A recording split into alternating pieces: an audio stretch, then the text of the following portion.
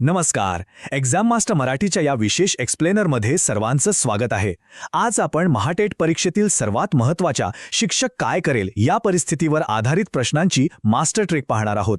सर्वात आधी हे अध्यापनाचे सुवर्ण नियम डोक्यात अगदी फिट बसवून घेऊया. बघा, मुलांना शिक्षा करणे किंवा ओरडणे ह्या नकारात्मक गोष्टींना कायमची फुली मारायची आहे. त्याऐवजी आपला संपूर्ण फोकस सकारात्मक गोष्टींवर म्हणजेच सहानुभूती आणि बालकेंद्रित दृष्टिकोनावर असायला हवा. हा एक साधा नियम पाळला की प्रश्नाचं उत्तर अगदी आपोआप समोर येतं.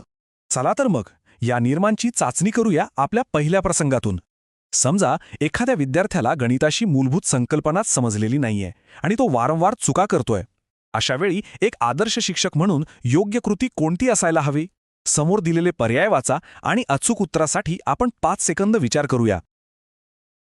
उत्तर आहे पर्याय सी, म्हणजेच उपचारात्मक अध्यापन किंवा रेमेडियल टीचिंग. कमजोर विद्यार्थ्यांना थेट शिक्षा करण्यापेक्षा त्यांना समजून घेऊन अतिरिक्त मदत देणं हाच आपल्या बालकेंद्रित दृष्टिकोनाचा खरा गाभा आहे. आता या पुढच्या प्रसंगाकडे वळूया. वर्गात शिकवला जाणारा एखादा नवीन विषय विद्यार्थ्यांना अजिबात समजत नाहीये अशी परिस्थिती निर्माण झाली आहे. अशा या कोंडीच्या वेळी सर्वोत्तम मार्ग कोणता असू शकतो? पुन्हा एकदा योग्य पर्यायाचा विचार करण्यासाठी 5 सेकंद घेऊया. अगदी बरोबर, उत्तर आहे पर्याय सी. आणि पहा, हे उदाहरण अगदी स्पष्ट करतं की नुसत्या कंटाळवाण्या व्याख्यानांवर अवलंबून राहण्यापेक्षा जेव्हा आपण कृती आधारित म्हणजेच ॲक्टिव्हिटी बेस्ड प्रॅक्टिकल शिक्षणाकडे वळतो तेव्हा अवघड वाटणाऱ्या नवीन संकल्पनाही अगदी सहज स्पष्ट होतात. बरं, अभ्यासात मागे पडणाऱ्या विद्यार्थ्याबाबतचा हा एक हमखास विचारला जाणारा प्रश्न आहे. या विशिष्ट परिस्थितीवर योग्य शैक्षणिक उपाय कोणता असू शकेल? विचार करण्यासाठी आपली 5 सेकंदांची वेळ सुरू होतीये आत्ता. पुन्हा एकदा पर्याय सी हेच अचूक उत्तर आहे. परीक्षेत वारंवार हेच बिंबवलं जातं की विद्यार्थ्याला नापास करण्यापेक्षा किंवा शिक्षा देण्यापेक्षा उपचारात्मक अध्यापनाद्वारे म्हणजेच रेमेडियल टीचिंगद्वारे दिलेला पाठिंबा हाच नेहमी सर्वोत्तम आणि प्रभावी मार्ग असतो. चला, आता वर्ग व्यवस्थापनाच्या एका कठीण प्रसंगाकडे वळूया. समजा वर्गात प्रचंड गोंधळ सुरू आहे आणि विद्यार्थ्यांचं लक्ष अजिबात नाहीये. यावर नियंत्रण कसे मिळवता येईल? योग्य पर्याय शोधा. आपण 5 सेकंद थांबूया. इथे ना पर्याय सी अतिशय उत्तमरित्या काम करतो. नुसतं ओरडून वर्ग शांत करण्यापेक्षा आपली अध्यापन पद्धत अधिक आकर्षक आणि कृती आधारित केली तर विद्यार्थ्यांचं लक्ष नैसर्गिकरित्या आपल्याकडे वेधलं जातं. सोपं आहे ना? संघर्ष निवारण म्हणजेच कॉन्फ्लिक्ट रेझोल्युशन इथे खूप महत्त्वाचा ठरतं. वर्गात 2 विद्यार्थी प्रत्यक्ष भांडत असतील तर एका शिक्षकाची पहिली पायरी काय असायला हवी? समोरचे पर्याय पहा आणि 5 सेकंदात योग्य मार्ग ठरवा. हा प्रश्न शांततेने सोडवणारा योग्य मार्ग आहे. पर्याय बी. थेट शिक्षा देण्याऐवजी विद्यार्थ्यांचं भांडण का होत आहे याचं मूळ कारण समजून घेणं आणि तो प्रश्न शांततेने सोडवणं हाच आपला सुवर्ण नियम आहे. ह्यातच खऱ्या अर्थाने शिक्षकाची सहानुभूती दिसून येते. बरं, जर वर्गातील ऊर्जा अचानक कमी झाली आणि सगळा वर्गच अगदी कंटाळवाणा वाटू लागला तर आपल्या सुवर्ण नियमानुसार प्रतिक्रिया काय असायला हवी? अचूक उत्तरासाठी घेऊया 5 सेकंद. आणि इथे पर्याय सी बाजी मारतो. वर्गातील वातावरण नेहमी जिवंत आणि मनोरंजक बनवणं ही शेवटी शिक्षकाची जबाबदारी असते.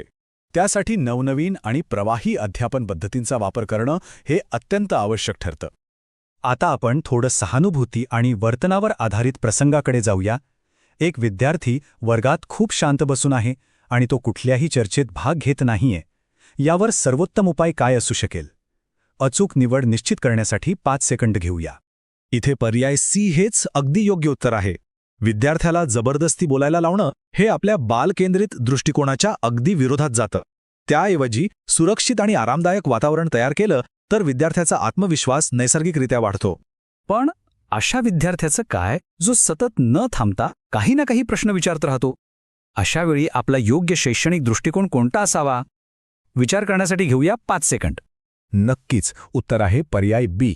कारण विद्यार्थ्यांची जिज्ञासा ही खऱ्या अर्थाने शिकण्याची आणि सक्रिय शिक्षणाची सर्वांत मोठी पावती असते. या जिज्ञासेला नेहमी प्रोत्साहन दिलं पाहिजे आणि तिचं कौतुक केलं पाहिजे. ती कधीही दाबली जाऊ नये. आणखी एक नेहमीचा आणि थोडा त्रासदायक वाटणारा प्रसंग आहे. एक विद्यार्थी वारंवार गृहपाठ करत नाही. अशावेळी आपला अध्यापनाचा सुवर्ण नियम इथे कसा लागू होतो? योग्य पर्याय शोधा. 5 सेकंदात उत्तर पाहूया. इथे पर्याय बी अगदी योग्य ठरतो.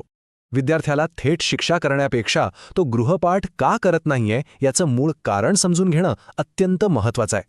हे एका सहानुभूतीपूर्ण आणि समजदार शिक्षकाचं उत्तम लक्षण आहे.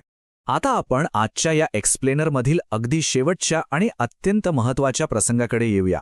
एक विद्यार्थी वर्गात नेहमी उशिरा येतो. विद्यार्थ्याला थेट वर्गाबाहेर काढण्यापेक्षा तो उशिरा का आला हे समजून घेणं खूप जास्त फलदायी आणि सहानुभूतीपूर्ण असतं. यामुळे विद्यार्थ्याला शिक्षणाच्या प्रक्रियेतून बाहेर जावं लागत नाही.